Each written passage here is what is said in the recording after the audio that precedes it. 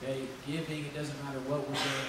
I pray that you are looking at it as an act of worship. You're able to worship God through giving, you're able to worship God through prayer, you're able to worship God through singing, and that everything would be an act of worship from your heart, from your life unto God. And even here in the message, I hope that your heart is open and ready to receive today. My wife, my beautiful wife, is going to be sharing with us today, and I'm so blessed that she got to go and got to obey God in this way and come back and get to share with us what God did in and through her. And I'm so thrilled to hear her testimony today and what God is doing in Romania. She's going to mention this too, but we do support missionaries in Romania. So the missionaries she went and worked with are missionaries that we actually support month after month. And so, but I'm so very thankful. She says she doesn't like to speak, but she is very gifted, and I love her. And Crystal, please come and share with us this morning.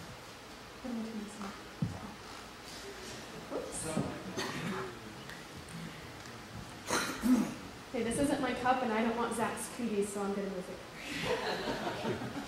No offense, Zach. You wouldn't want my cookies. I did come home with a cold. I tell people I've never been so exhausted in my life. And I have 4 kids, so that's saying a lot.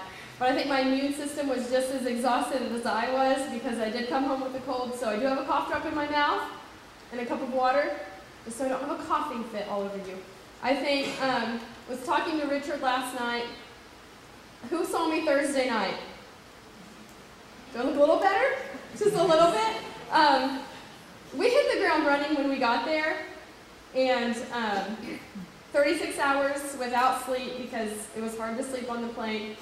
Richard, we figured up last night how many events, 14 events, including our orientation, just my team, that doesn't count what Team B did, in 5 days.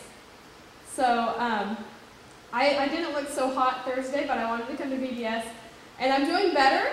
Richard and Linda were at the house last night, and I'm great during the day, and then like 6 o'clock, 7 o'clock hits, and I'm just like, I can't keep my eyes open, because in Bucharest, I would be in bed. I would be asleep. So, exhausting is one word to describe it, and that was just how it began. We hit the ground running. But to back up to the real beginning, well, first, do you like my traditional Romanian hand-stitched shirt? The ladies are in for a treat, too, because at our first night of orientation, they also had a chocolate tasting party, I would say, because when chocolate's involved, it's always a party. I can't even count the number of chocolates that we tasted, but I bought as many as I could. There were 6 very unique ones that I couldn't find, but I have a stack of chocolate bars that at our next women's meeting, we are going to taste. So, yeah, I'm excited about that too. But I brought home, I have my own at home to do my own personal tasting again. But anyway, back to the beginning. It doesn't start when the plane landed in Bucharest. It doesn't start when John put me on the plane in Wichita, but it starts last October when we went to women's conference. When God said, "Hey, Crystal, you need to go."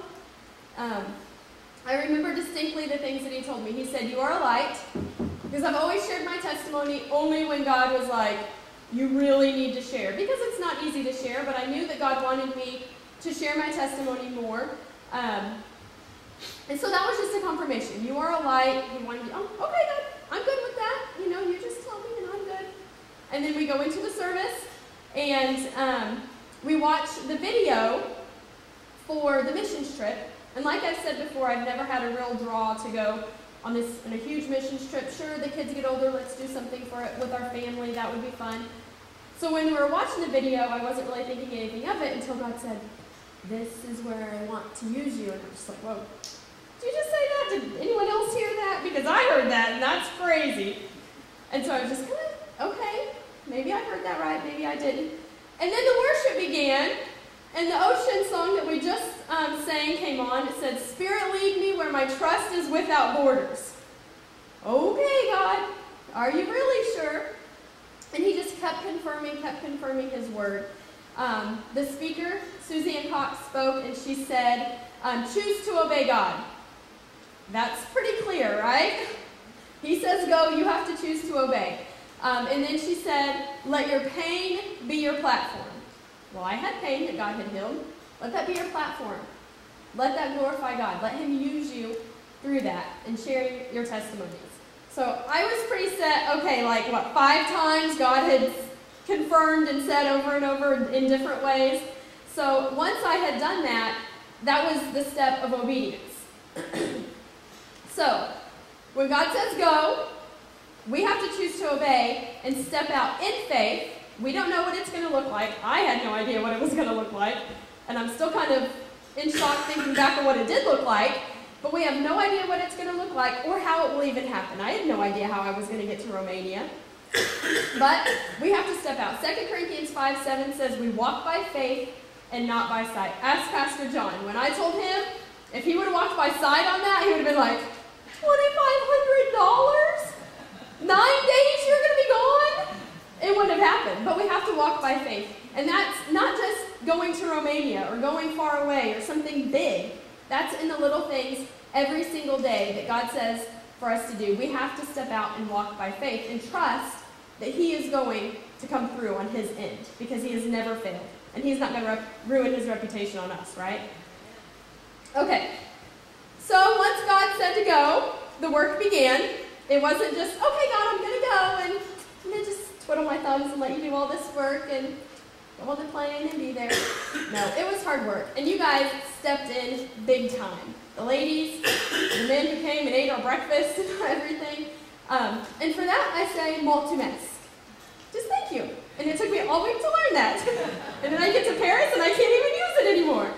So, seriously, you guys did amazing. God provided above and beyond all of the money I needed. I paid early, way early, to pay off all for the trip. I had money to help send extra, to help buy supplies for the trip. I was able to help other people who were having trouble raise their funds. I was able to have spending money. I was able to give money to the missionaries while I was there. So you guys were amazing. God provided, but it was hard work, right? Lindsay, Dreama, was it hard? Maggie, knitting all those with Debbie. Yeah, it wasn't easy, but it was hard work, but God blessed that, and he provided through that. So when we take that step of faith, it doesn't mean just sitting on our duff and doing nothing. We have to work, and it was well worth it. Even though we did have a day, those 5 days that we counted with the 14 things that we did, that did not include our day of sightseeing where we went to the palace and we went to the mountains. And I'm telling you, that was not a fun, that wasn't just, oh yay, let's just go. We were walking up that mountain to get to that palace and up that mountain to get to that castle. It was an exhausting day in itself of walking probably 500 miles, seriously. That's what it felt like. So, even though we did have a couple of those little fun things, it was not a vacation at all. So, let me take a drink. Now, saying yes to God and obeying, and he provided, now I'm going, that wasn't all that God wanted to do. And I kind of knew that in my heart. I knew, okay, God, you're sending me to Romania, but I knew that that meant more open doors and more opportunities that God wanted to give me to share my testimony and to minister even more. I just thought that it would be after Romania, let me get that under my belt and be good, right? No. Before I even left for Romania, and that's just kind of how God works, because if he wouldn't have said go, and I wouldn't have said yes, I wouldn't have sat down and talked to one of my friends, told her my entire life story and my testimony, and then she's calling me up and say, hey, can you come and speak to my women and share your testimony? Wait, are you sure God just wants me to go to Romania? I don't need to do all of that. So God was already beginning to open doors, which my friend was pushing me through, and so there was another opportunity. And then the same friend calls me up, hey, you really need to come and speak at our teen girls camp, the Impact Camp, come speak to the teenagers. Well, how many? Oh, like 75. Wait a minute, there were like 10 ladies at your thing, that's plenty. But when we choose to obey God, it's not just in the one thing, it's choosing to obey Him in every opportunity and every door that He opens up. And we're never going to have those opportunities if we don't obey. So, obedience is pretty important, right? It's not always easy, right? No, it's not. It's hard work, and it takes a lot of faith, a lot of trust, but it takes obedience. Excuse me. All right, let's talk a little bit about the culture in Romania, so you kind of get the feel, and then we'll look at a few pictures.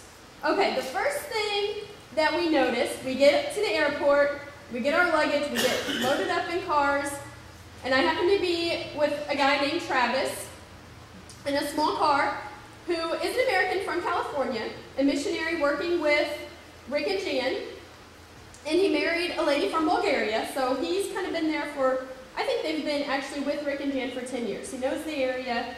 I mean, if you want to go talk to someone, you want to get something done, you go see Travis.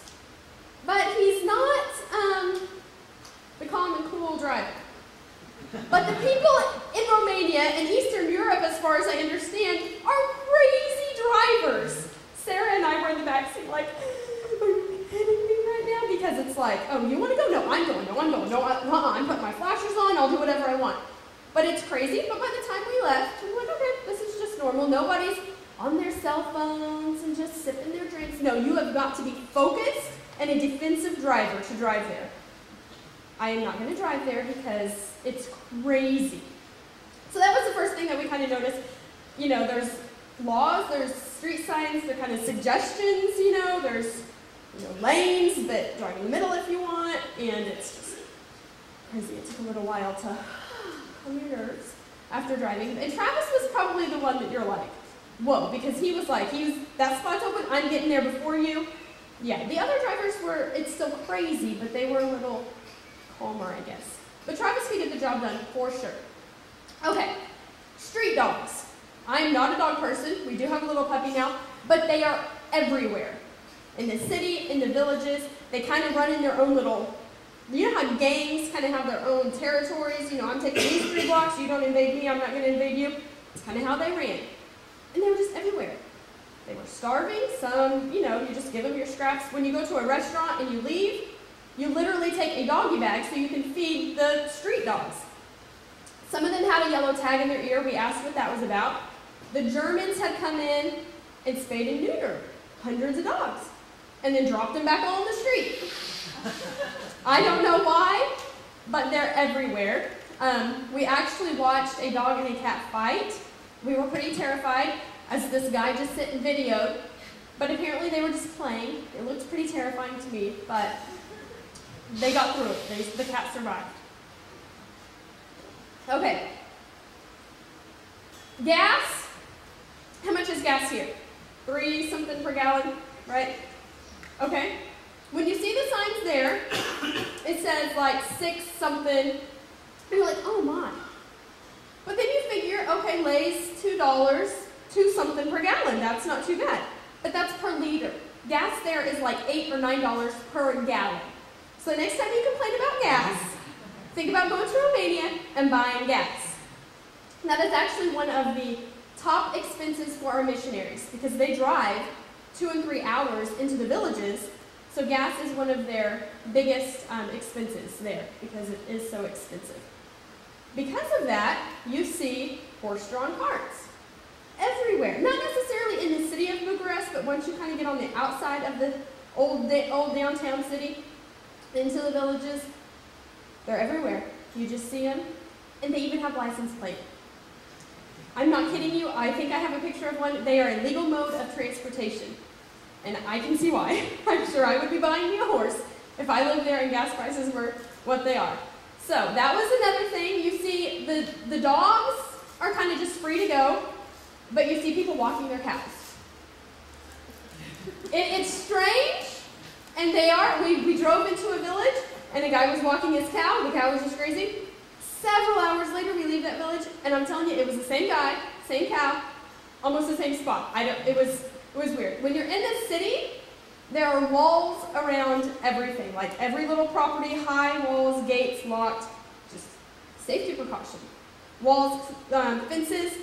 You go out, like driving into the villages, wide open, Their produce, they must have like the most fertile soil ever. Their produce is amazing. You have like tomatoes and cucumbers at breakfast, if you're somewhere and they're serving you breakfast.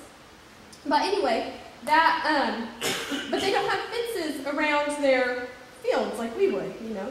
This is my field of my cattle, you stay out. No, they have shepherds with their sheep that still have their long tails, which was kind of odd. And with their cows, they don't have, the fences are in the city, around their homes, but not around their fields to keep their cows and their sheep in. They have shepherds. So that was another kind of a difference there. One other thing that we noticed right away, you know, we are Americans, and we really are loud people. And we also noticed that nobody smiles. They did not have joy. They were up until what, Travis, 1989, under communism? That took its toll on, I mean, it was horrible. But they have no hope. And my eyes were opened during that time, like, the difference. But it really is no different here. If you look around and actually pay attention, you will see people hopeless, and you can tell it in their faces, because they don't have Jesus. They are no different than we are. They have no hope because they don't know Jesus. When we met the pastors of the church plants in the villages, you could see a difference in their faces, in their eyes, because they had that hope. So, it's no different here. We just have to pay attention and not be too busy to notice it, because it might be harder to detect because people are hiding or we're just too busy, is what it is. So pay attention and bring hope to the hopeless, even here. When we did start ministering in the teas and in the villages, with the kids, with the women, and we started sharing that hope, you could see a glimmer of light in their faces because they're hearing that hope of Jesus. Let's look at a few pictures real quick. I said I wouldn't have enough time to get through all this, but I'm like on page 3. And I haven't put anything up on my Facebook because I wanted this to be but my friend keeps tagging me in all her pictures, so you've probably seen some of them. Okay, this was at, if he's going to play that one, or show that one. Okay, and it's not professional. I was tired. I don't know where to work with all this, so it's just pictures, it's not a PowerPoint. This was at their house. We ate breakfast there most mornings, just cereal, toast. Those are like Cocoa Puffs in Romania, chocolate cereal. Go ahead, we'll go through it quickly. Oh, the jellies were amazing with their fruit, so I was just taking a picture of what we ate for breakfast, so you can keep going. Juice was amazing there. It was really flavorful. You can keep going. Oh, his coffee pot has the beans in it, grinds the beans, makes your cup of coffee. I want one, but yeah, they're expensive. Okay, this was in the city around where Rick and Jan live. Can you guys see him? Okay, keep going. We'll just go if I see something. This was outside of their house. That's the city just around Bucharest where they live. And the buildings are all just from the communism that they were under. Now this is in one of the villages. This is right around, we would actually walk back behind, we got into our clown costumes right there. A Kids Crusade right on the other side, and you will see some of those pictures later. So this is their house, and this is just how they live. Go ahead. Driving into one of the villages. Horse and cart, they're everywhere. Now back behind that truck, you can kind of see that's the normal thing. This was up in the mountains that you see. Clothes, just hung up everywhere, even when it was raining. I don't know what the roofs were made out of. I felt one, and it almost felt like a clay pot. So I don't know if they cut clay pots in half. It was weird. Okay.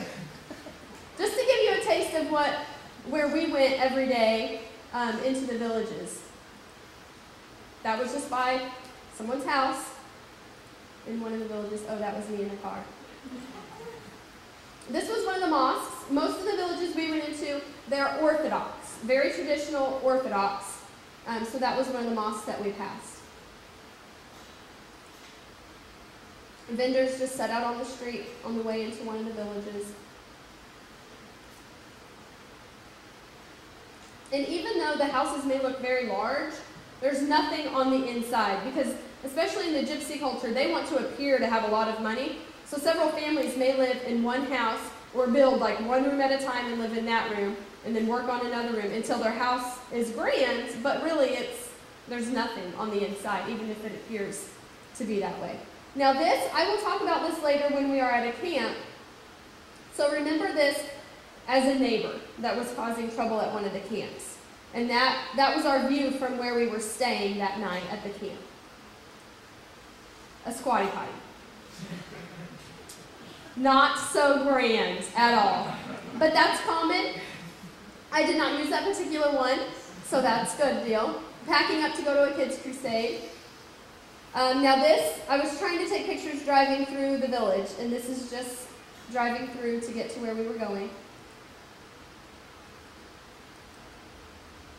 Geese crossing the road. See, they're big, but they're not real nice. Now this was probably one of the poorest places we went. I believe instead of a church that we went to, this was actually someone's home that we were just cramped right outside doing our events, and we had to walk in this path. They don't mow. I mean, obviously they have gardens and everything grows, but they don't. So everything is like you're walking through weeds just to get to where you're going, and it's very uncomfortable, very dirty, but we expected that, right? Third world country. This was getting ready to go on the ferry, I believe. Okay, see, license plate. That is a horse and cart. That is crazy, but it's cool. Okay, keep going. Is that all? Yep. Okay, good deal.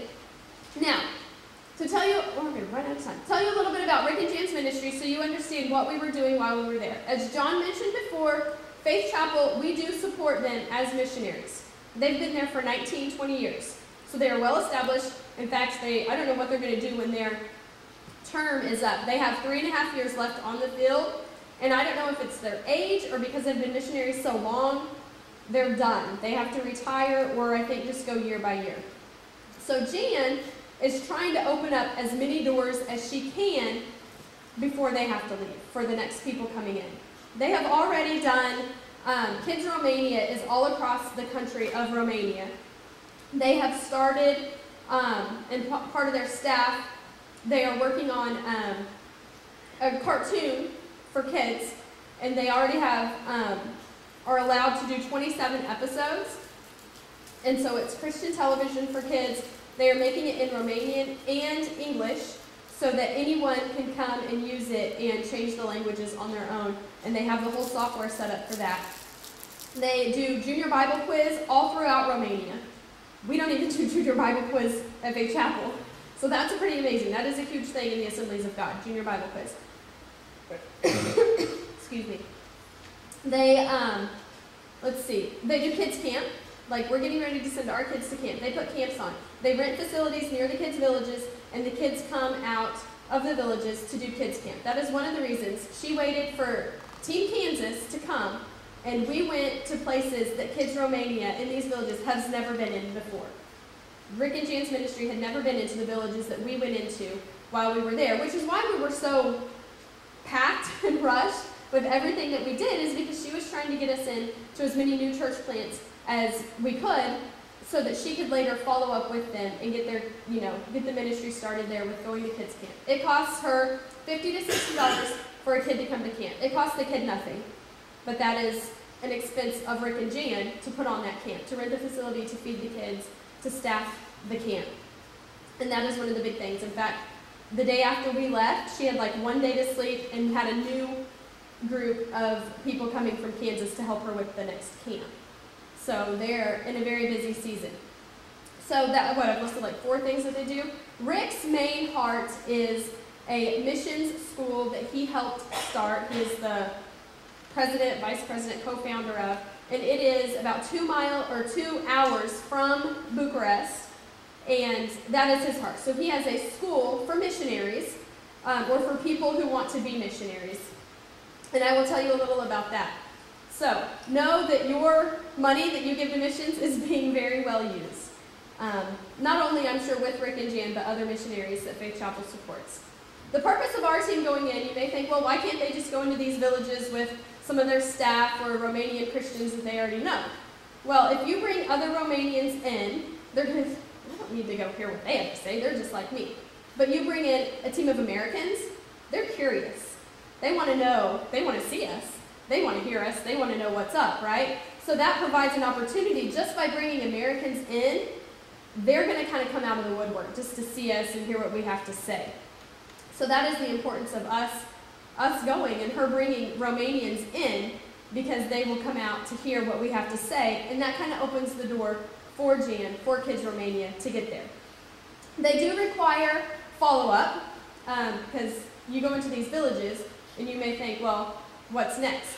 They will not work with the pastor. All of these villages that we went into were new church plants, so they do have like a Romanian pastor in that church, and they will not work with them unless they agree to do follow-up.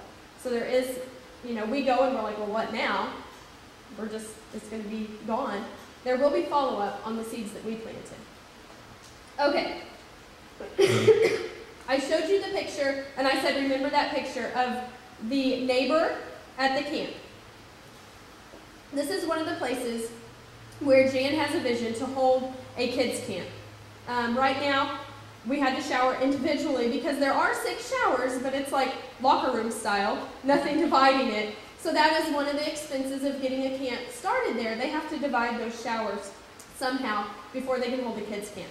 They also have some opposition from the picture I showed you that was a neighbor, because she is just, I guess she had sold that property to the pastor, had to sell that. So there's this opposition. She said she's going to curse them, and, just does not want any Christians there, any Kids Romania there. So we did prayer walk around that camp and around those facilities, praying for the neighbor, praying for the ministry we were doing, praying for those we were ministering to. And as I was thinking of already seeing some of the kids and some of the women, and just the poor conditions that they were in, I just thought Jesus was all that they need. And that song, He's All I Need, came to me. And that stayed with me the entire time we were there. Because no matter how little they had, really Jesus was all that they needed. No matter how much we have, if we don't have Jesus, we are just as poor as they are. It's not about material things. It's all about Jesus. And if we don't have Him, then we have nothing at all. One of the ladies there wanted to listen to the song by Chris Tomlin, God of Angel Armies. And so I pulled it up on my phone, and we listened to it while we were praying and just kind of had a praise time then. And there's part of that song that says, you've got the whole world in your hands. Now, when you think of that, what do you think of?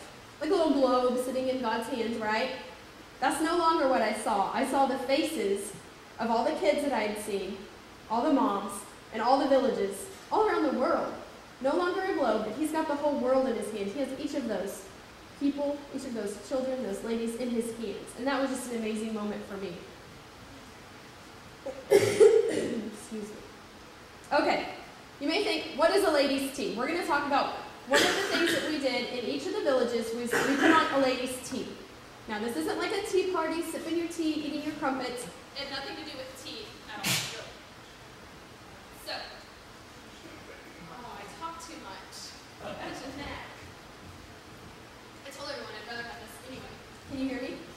Can you hear me now? Okay, so one thing that we did, we brought in beautiful table, like just $1 colored tablecloths, okay? Colored napkins, colored plates, colored cups. What's the importance of that, you may say? Who cares? They don't get that there. In fact, even when we ate breakfast at Rick and Jan's, the disposable plates, cups, and bowls that we used were white. They have nothing colored as far as that goes. So that was a big deal for them to walk in and see the tables decorated up. In fact, when we did that, when they were finished, they kept them. And they will probably use those for as long as they can, as long as they will last. That was a big deal for them. So we did that. We fed them sandwiches and cookies and chips and a drink. And some of the ladies would not eat theirs. They would save them and take them home to their kids, because they don't get that very much at all. We would do a balloon game with them, which was amazing. They really enjoy. You play games with someone and make them laugh. That's an open door right there to minister to them. So it was just, we had no idea what they were saying. They had to pop a balloon all around, the timer went off, or the music went off. Whoever had a certain color balloon had to bring it up, sit on it to pop it, and then answer the question that was inside of the balloon. I think maybe some of the questions were, what's your favorite color? But I don't speak Romanian, so I don't know. we gave our testimonies. Now this is what I knew God had called me there to do, was to share my testimony. It's a lot different than sharing your testimony here. It had to be short, because however long you spoke was double, because you have an interpreter. It's a little harder to share your personality, and because then you have to wait for the interpreter. Some of the things they don't understand, parts of my testimony I had to leave out. They would have no idea about a high school experience and a teacher. That's just foreign to them, because a lot of them don't even go to school past 5th or 6th grade. So it was a little difficult, but I was able to share my testimony 3 times. And I knew that's what God called me to do there. Even though it was only 3 times, I just prayed that whoever heard that, whoever God wanted to hear my testimony was there, and it's his job to do the work after that, right? We did some skits without words, because they could understand that. And we sang Amazing Grace at at several of the teas, we would sing Amazing Grace, and a lot of them, since they had been in church there in Romania, would know the song. We also did cardboard testimonies, where all of us came out. On one side of our cardboard was written our problem or our struggle, and Jan would read it to them, and then we would flip it over and do the solution. If you have never seen cardboard testimonies, they are so powerful, and they are really amazing. So we did that on all of our teas, and then Jan invited us to pray for the ladies. They would raise their hand if they wanted prayer, and the response that we would get, we had no idea what they needed. We couldn't talk to them. They couldn't understand what we were saying, but that is when the Holy Spirit takes over, and we have an amazing time of prayer with these ladies that we don't even know what they need prayer for. I do have a video. Do you have that ready? We sang Amazing Grace, and then they wanted to sing Amazing Grace to us in Romanian. So I have a small clip.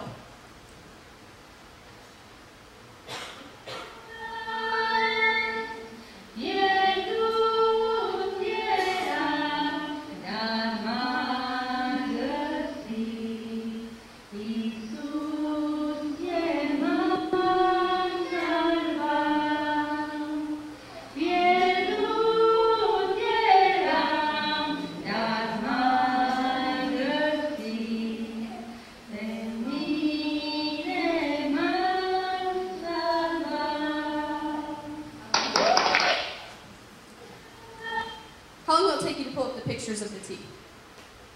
Got them. Okay, we're going to go and look at, since I told you about the teas, we'll look at some pictures. Just so you can kind of see how the tables were, we served, and you can just kind of click through those unless I stop you.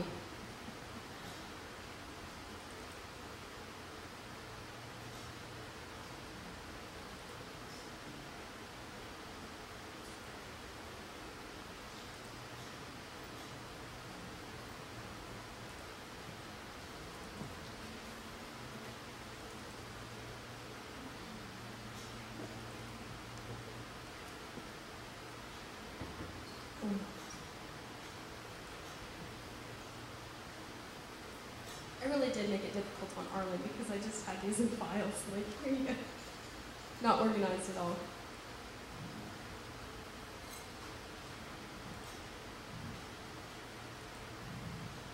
Most of the places we went to were packed out. Like, we had to bring in more chairs. We had to squeeze between everyone when we were serving. And it was really fun. Serving is fun anyway, right? And when you serve people who have nothing, and you're giving them something, it's amazing. There's part of the balloon game.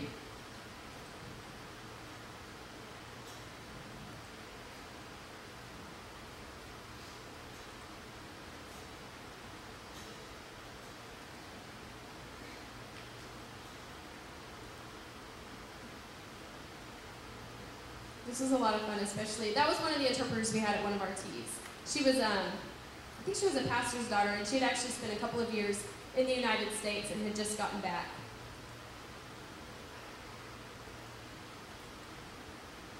One of the skits we were doing. Now I want to tell you that, I think it was even during this particular one, it's all fun and games until someone gets hurt. And that day I was very accident prone. The windows open, like they just pull in. And so when I was serving at the ladies' tea, I had a plate of sandwiches and I ran into the window and I got a big scratch and bruise on my shoulder. So that was kind of hurting. And then during this particular skit, I'm the nice one reading my Bible, giving the hearts to my friend who's playing practical jokes on me, and she drops a banana peel that I'm supposed to pretend to slip on. Well, it was hardwood floors that day, and it was already slick, and it was no longer pretend. And I really did fall, and it really did hurt. They thought that I really hurt my knees. Like, they were all, like, really concerned, but we just had to go with it. But you rub on the floor, the hardwood floor, and I got, like, this big old burn. See my foot? I got a big old burn on my foot. Thankfully, I didn't have anything to put on it, but it didn't get infected, which I was really worried about. But it was all good, but it really hurt for a while. But I couldn't stop laughing. I had to get up in pain and walk over to get a heart to give to my friend. If I would have had that prop right there to hide behind my face, I wouldn't have been able to finish the skit because I was laughing. And as you have your best friends in the whole world, what are they going to do? They're going to laugh at you, right? So I look out, and my friend Sarah is cracking up. She has to leave the room because she's laughing so hard. And she comes back, and I can't even look at her because that's going to make me laugh. So accidents do happen. I did have my injuries. We did get through that, but that was quite the day. So, yeah, this is just the skit. She hits me with a fly swatter, punches me in the nose, and a couple of times, now this is our AG women's leader over the entire state of Kansas. A couple of times before this one, she actually punched me in the nose a couple of times. My reaction was a little late, and she did walk me in the nose a couple of times on this skit.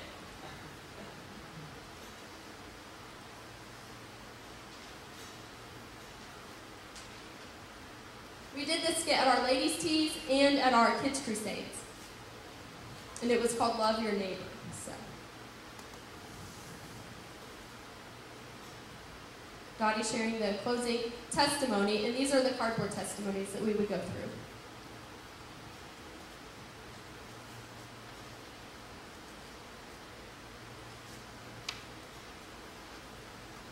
Jan, speaking in Romanian. And these are some of the ladies. And they would just kiss all over you and kiss your neck. Yeah. It's kind of crazy. But they'd love on you.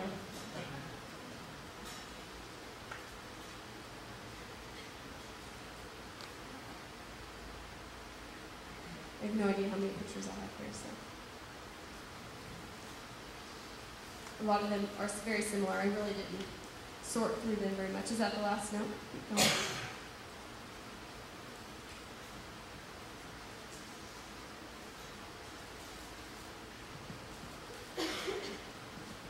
Now this lady is a gypsy lady. Now a lot of them were, but she refused to sit at the tables with the other ladies. She did not want to go over there. She demanded to sit in the back, in the corner. So we just served her over there. She did let us take her picture, so.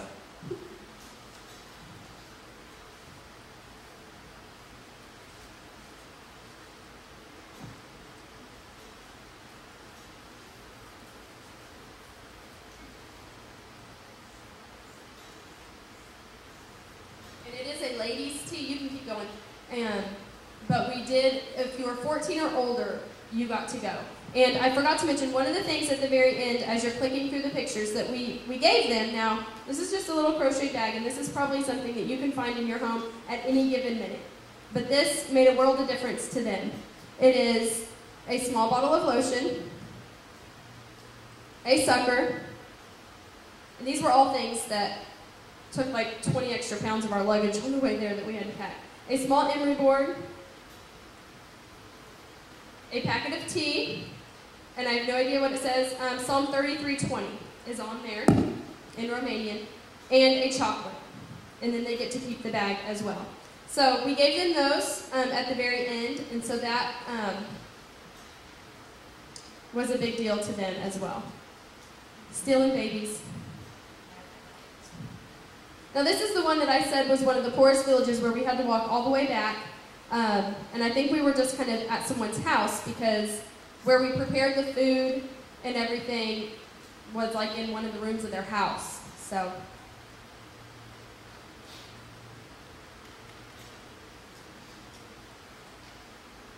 I didn't realize I had this many pictures. So.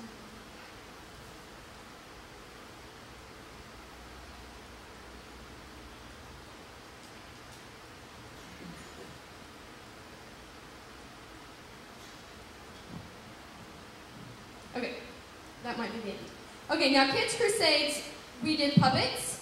We did one of the same skits where I fall all the time. We had a theme that we shared with them that the clowns came out. I got to be a clown. Jan said Sarah and I were the best clowns she'd ever had. But Christy's like, of course. We shared the theme, don't be a bully. And they did a memory verse. They learned a memory verse, love your neighbor as yourself. Sometimes the clowns would teach us, or the kids would teach the clowns to count, or teach us a song, which was very humorous because we had no idea how to count in Romanian, so we were being for real when we would mess up. And then Jan shares a lesson and then has prayer with the kids. So as you're going through, you don't have to show all the pictures, but some of the pictures from the Kids Crusade, because I know we're running out of time here. We gave them, at the end, we would give them a piece of candy. And some of us, like Sarah and I, we were like, why do they only get one piece? This is our only opportunity to give to these kids, and they have nothing. They get one piece of candy, and they have to open it right then and eat it right then. And we didn't understand that until later. We were told if they were to leave with more than one piece of candy, and it not already be in their mouth, other kids would beat them up to take their candy, and she didn't want that to happen. The same with the bags that the ladies would take. A lot of them had to hide them in their blouse because their husbands would take them. It's a very male-dominated country, and the women and children are not treated very nicely, which is why we focused on the women and children. So that was one of the things that we learned after the fact. Now I am playing like a little hand game, give me 5, down low, up high in the middle, cut the pickle, tickle, tickle, tickle. They had no idea what I was saying, but they loved it, and they kept coming back for more and more and more. So that was a lot of fun. They would just like swarm you to be able to do that. So this is a lot of the kids that we ministered to. They liked having their picture taken. If you got a camera out, they were like right there, like take my picture. I want to see me. I want you to take my picture. So we were sharing love with these women and these children, and love knows no language, right? It didn't matter that we didn't know what they were saying. They didn't know what we were saying. I'm going to let you keep looking at the pictures, and I'm going to keep talking. Don't laugh at my clown suit now. When I told you that we went to the mountains, and one of the teas in Kids Crusades that we did were for a group of leaders in a church. You know, your board members, your Sunday school teachers, those types of people. We ministered to them, their families, their kids. We had a little party for them. And when we got there, the pastor was very disappointed, and Travis, who speaks Romanian very easily, kind of asked him what was going on. He was very disappointed that not very many of his people were showing up. And as time went on, we packed out every seat that was in there, and a lot of people showed up. And he said, he was in tears afterwards, and he said, my people feel so loved and cherished. You will not believe the difference you've made in their lives. And these people some of them walked 3 miles in the mountain terrain to get to this event. They walked 3 miles. When was the last time you walked 3 miles to get to church? When was the last time you said, oh, I have a little headache, I'm not going to go to church? Or it's raining, I'm not going to go to church. These people were so hungry to be loved, so hungry for the Word of God. They walked 3 miles in mountain terrain to get to this event. So, we need to be careful. Are we hungry? Or are we just going to make it so easy to come up with any excuse that we can? Right? Okay. We visited the school that Rick went to, and I will just briefly touch on that, so you can just go through pictures or wait to see them on Facebook, because we are running out of time. I said I didn't have enough to fill, but I do. The school that he helped start reminded me a lot of the Bible college that I went to. It was very small. It was for 2 years. There were like 25 first and second year students. You lived on campus. You ate there. It was, you're learning the Word. They do language classes, very structured, lots of rules.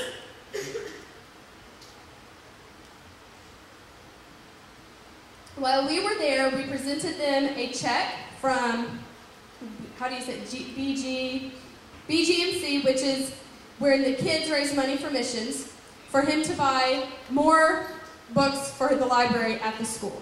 So those pennies that the kids are bringing for BGMC are going and making a difference in lots of lives for missionaries to do their job.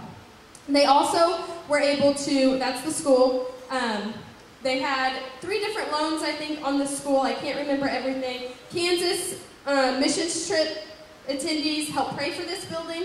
before it was even built, helped build this building, paint this building, and different trips that Kansas people have taken over there. And while we were there, they burned a $15,000 loan or lien against the building, and it was completely paid off. And you could really see Rick's heart here. During the first part, when we were all working with Jan, doing all the kids and ladies, he was just like, oh, I'm all right, I'm going, I'll drive the car. It was like, man, he doesn't seem very involved. And then we went to the school. Oh my, you could totally see that is where his heart is to train these missionaries. One of the men that we met, one of the young men, grew up a gypsy boy, met Rick and Jan at a kids crusade that they put on, and is now a missionary with a calling to Afghanistan. So that is full circle right there, folks, with Rick and Jan's ministry, and it is amazing. So we think of Americans going out as missionaries, but really they're going out even there and training and doing what God has called to go out and make disciples. And it was really amazing to see that. Now, we had a lot of fun, and I told you some of the mishaps with getting hurt. There were times when we got to our destination, because we split up. There were 19 of us, so we had Team A and Team B. Most of the time we split up to do the T's and the crusades and went separate different directions. But there were times we would get there and not have any of our props because they were in the vehicle with Team B. Team B would get there and one time did not have any food to feed at the ladies' tea and had to feed their own lunch that they had packed for the ladies. And so it was so stressful. We didn't speak Romanian, so when Jan was doing things with the kids, the clowns didn't really know their cues to do what they were supposed to. Now by the last day, we had it down. We could do it in our sleep. We were exhausted. I mean, beyond. We were going the entire time. We rarely got to bed before 1 or 2 a.m., up early in the morning to drive 2 or 3 hours into a village to do. So it was very exhausting. It wasn't always easy, but obeying God isn't always easy, right? It's not. But that is what stepping out in faith is like. Not knowing, but God will make a way. He had already provided for me to get there, and now he was providing for me while I was there. 2 Corinthians 12:9 says, "But he said to me, my grace is sufficient for you, for my power is made perfect in weakness. Therefore I will boast all the more gladly about my weaknesses, so that Christ's power may rest on me." We were like sponges when we were there, and we were being wrung out until there was not a drop left. Physically, spiritually, emotionally. I mean, I came back drained, right? It was like that. We may never know the impact that we made when we were there. Like I said before, they will do the follow-up. We just planted the seeds. Others will water, but God will always bring the increase. I do have a few short stories. I'm sorry I'm going long, but it's my one time ever. Remember what I told you when we were doing the interview to come here? What'd I say? Who remembers? You don't talk. I don't preach. So it's not my fault I'm up here taking all the time. We did, after our very first ladies' tea, which is one where I was able to share my testimony, Travis received this email and passed it on to the team. It says, "I would like to thank God for the team led by Brother Rick Cunningham, Sister Jan, and all those involved in the outreach this evening at Maranatha Church. An evening dedicated to the Christian family. What a blessing.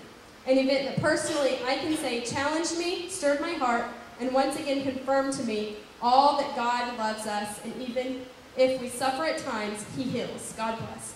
It was so important for them to know that Americans have struggles, because we have so much more than them. They don't realize that we too have struggles that God can bring us through, and God can bring them through as well. We were able to pray with a lady at one of the teas.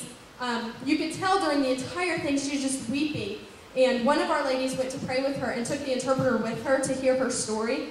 She had lost her daughter 3 years prior and said she would never go to church again. Our event was the first church service she had been in since then, and God touched her heart there. I mean, that's amazing. If Americans wouldn't have come, if our team wouldn't have been there, she would have had no reason to get out and go to church. But she was curious. She wanted to see what we had to offer. Some of our experiences weren't so wonderful. We had Team A and Team B. Team B, I'm kind of thankful I was not in on this one, but it makes for a good story. They went to a Turkish, Gypsy, Muslim. Most of these are Orthodox, and violence is already precedent, especially in the males. but these were Muslim Turkish gypsies. And that makes for a violent combination. They were doing this tea. They had already done the kids program, and the kids were trying to get in the door. And one of the missionary ladies was standing there with all of her might trying to keep those kids out, because if they got in, it would disrupt the entire service. Apparently, that night, do what? No, the kids were trying to get in the door. Yes. The kids were trying to get in the door. Now, apparently, there was another event that night, a henna painting or something where they paint all over themselves, that the men wanted the ladies to get to. They needed to get ready for that. And the men were already upset that the ladies got a bag of goodies and the kids got a piece of candy. And the men didn't get anything. And they started coming in the door and disrupting and demanding that their wives go home and get ready for their event. And I'm so thankful that I told you Travis was there, where there were a couple other men on our team that happened to be with Team B, were able to go in the back. Travis talked to him, calmed him down. They were playing music on their iPods super loud just to disrupt what was going on. I'm like, I'm kind of thankful I wasn't in that one. So that was the only kind of dangerous event. All right, I'm going to read this because I don't want to miss anything. It was truly one of the hardest things that I've ever done, but it was also one of the most amazing things as well. I can't believe that it's over. October to here. I mean, I was there, I'm back, it's done. That just is amazing to me. The thing I love about the fact is when God speaks, we never know where that will take us. But more often than not, it will take us to a place that will require a step of faith and obedience in order to accomplish it.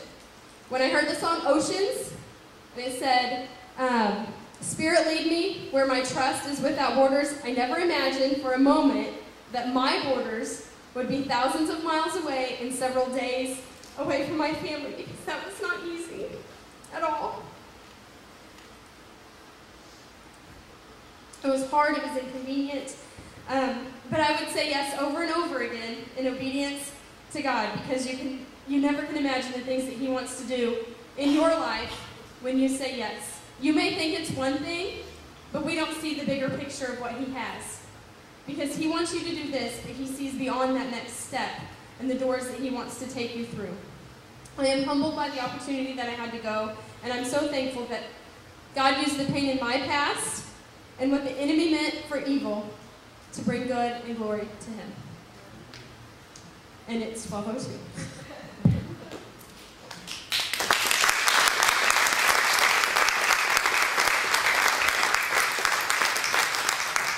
You probably never want me to speak again. Praise God. So thankful that she was able to do this, and so thankful she was obedient to the Lord. You can't put into words, even though she shared with us, you can't put into words what that does for a person when you just choose to step out in faith and be obedient to God, no matter what that means. So I encourage every one of us. Maybe you're the missionary couple that's going to take over for Rick and Jan. I don't know. We just continue to trust God, continue to hear His voice, continue to go where He tells us to go. So let's pray. Father, thank you so much, God, for your Holy Spirit, Lord God, that leads us and guides us along this path of life. God, we know, Lord God, that you have great plans for every single person in this room. God, great purpose for every single person. And we thank you, Jesus, that, Lord, as you lead us and you guide us, God, we know, Lord God, we're not looking for easy. We're not looking, Lord, for everything to be perfect in our lives, God. We're just looking for your favor to follow us, for your Spirit to guide us, and for us to step out in obedience, knowing, Jesus, that we are lights. We are all lights, Lord God, that we need to let shine. We are cities on a hill that cannot be hidden. Cities set on a hill that cannot be hidden.